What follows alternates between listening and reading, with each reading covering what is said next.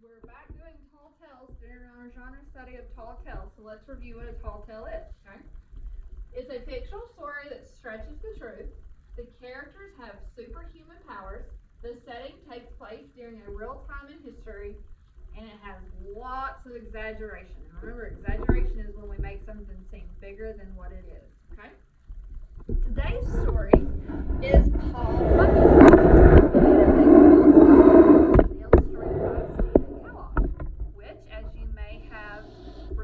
Is the same author and illustrator from Mike Fink and Johnny and the Appleseed. This book is also published by HarperCollins, and they are giving us permission for me to read this book to you today. I guess we skipped the title page. I don't know where I went. So if we look here, it says that the Bunyans welcome Paul, born today, July 4th at 6:25 a.m. and weighed 156 pounds. Now that's my first exaggeration, because can a newborn baby weigh 156 pounds? That's about close to weighing like me, so no, that's a major exaggeration. I can see that this time period is long ago because of the way this house is built and the way that these ships are built in the background here. There's the title page.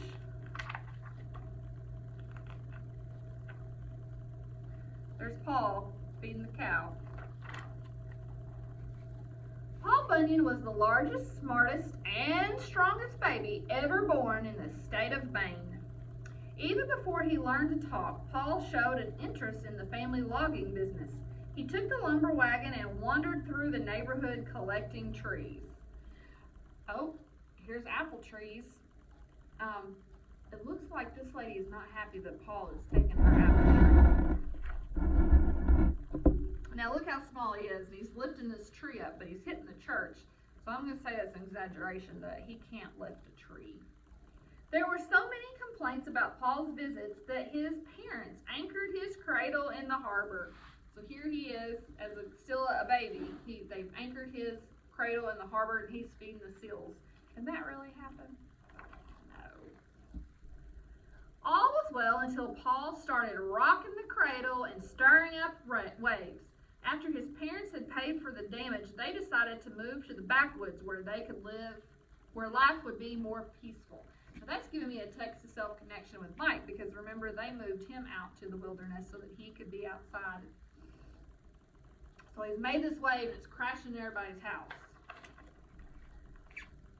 Paul loved his new wilderness home. He soon grew into a sturdy lad who was so quick on his feet he could blow out a candle and leap into bed before the room became dark. Now that's in an instant, so I'm going to say that's an exaggeration. Every day he joined his forest friends in their sports. He raced them with the deer and wrestled with the grizzlies. Oh, we have another one that's wrestling with the grizzlies. It also reminds me of Johnny Appleseed, who loved the animals. One morning, Paul awoke to find the world under a blanket of blue snow. He heard it moan from inside a snowdrift, and there he found a shivering ox calf. Paul adopted him and named him Babe. Now, an ox is a big cow.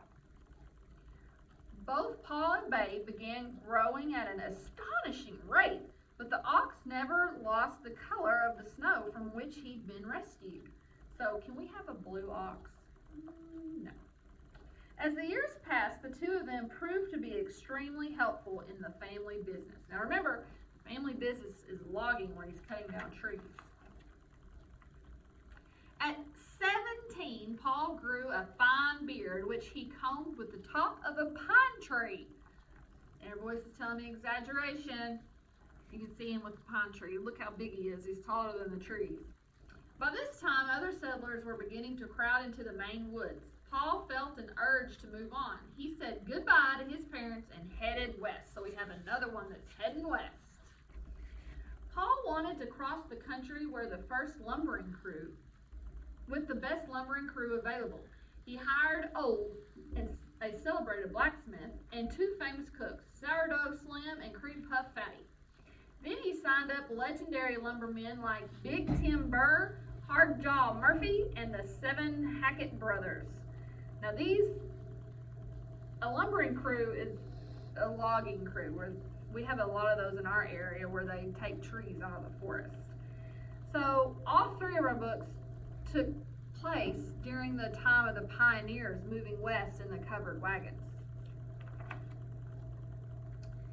Paul put the camp buildings on wheels so that Babe could haul them from one forest to another. As soon as he had cleared the land, pioneers moved in to set up farms and villages. That makes me think of Johnny Appleseed. Remember, he cleared the land to plant orchards for the settlers to come in? On the far slopes of the Appalachian Mountains, several of Paul's men were ambushed by a gang of underground orcs called Gumbaroos. Paul grabbed the camp dinner horn and blew a thunderous note into the Gumbaroos' cave, determined to blast the meanness right out of them. Now, that's exaggeration, because I don't think an ogre is a real creature. To Paul's dismay, the Gumbaroos responded by snatching the entire crew. A wild, rough, and tumbled rumpus began inside the den. When that historic tussle was over, the Gumbaroos needed 6 weeks to untangle themselves. They disappeared into the depths of the earth, and they've never been heard from since. So maybe that's why I've never seen or heard of an ogre. Paul's next job was to clear the heavily forested Midwest. He hired armies of extra woodsmen and built enormous new bunkhouses. The men sailed up to bed in balloons and parachuted down to breakfast in the morning. So that's an exaggeration, because could they have buildings so tall that they had to get hot air balloons to go up and then parachute down? No. Unfortunately, the cooks could not flip flapjacks fast enough to satisfy all the newcomers. Do you know what a flapjack is? It's another name for a pancake. To solve the muddle, Paul built a colossal flapjack griddle. The surface was greased by kitchen helpers with slabs of bacon laced to their feet. So that's an exaggeration, because we got the pot the size of an ice skating rink, and then they're skating around with bacon on their feet to grease the griddle. Every time the hot griddle was flooded with batter, it blasted a delicious flapjack high above the clouds. Usually the flapjacks landed neatly beside the griddle, but sometimes they were a bit off target. If you can see, it has them landing on top of the buildings over here and way out here on the buffalo. So, and can pancakes be that big? No. Paul took a few days off to dig the St. Lawrence River and the Great Lakes so the barges of Vermont maple syrup could be brought to camp. I'm going to say that's an exaggeration, because to dig lakes by hand, a man couldn't do it alone. Fueled by the powerful mixtures of flapjacks and syrup, the men leveled the Great Plains and shaved the slopes of the Rocky Mountains. They probably would have sawed the peaks themselves into logs if a blizzard hadn't suddenly buried the entire mountain range. The blizzard continued for several years, snuffing out the springs, summers, and autumns. The crew burrowed into their bunkhouses and hibernated. Now, could they live for years in the snow and hibernate? No. Babe became so depressed that Paul asked Old to make him a pair of glasses for his friend. When Babe saw the world colored green, he thought he'd stumbled into a field of clover. He began eating the snow with such gusto that soon the treetops reappeared. So he ate all the snow from the blizzard, because he made the glasses have green lenses, so everything looked green again. At that point, all those pent-up springtimes simply exploded, dissolving the storm clouds and the remaining snow. So they're back out. Paul and his friends invited some newly arrived settlers to join them in a celebration of all the holidays that had been missed. So they got all the holidays in here.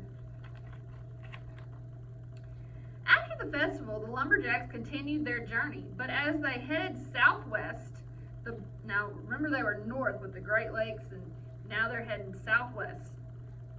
But as they headed southwest, the blistering sun and the giant Texas varmints proved to be more of a problem than they had expected.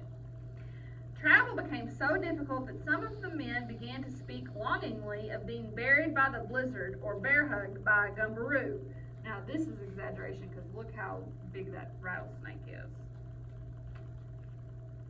While crossing Arizona, the griddle curled up like a burned leaf and the batter evaporated. Now, remember, evaporated is where the heat makes it go into a gas and goes up.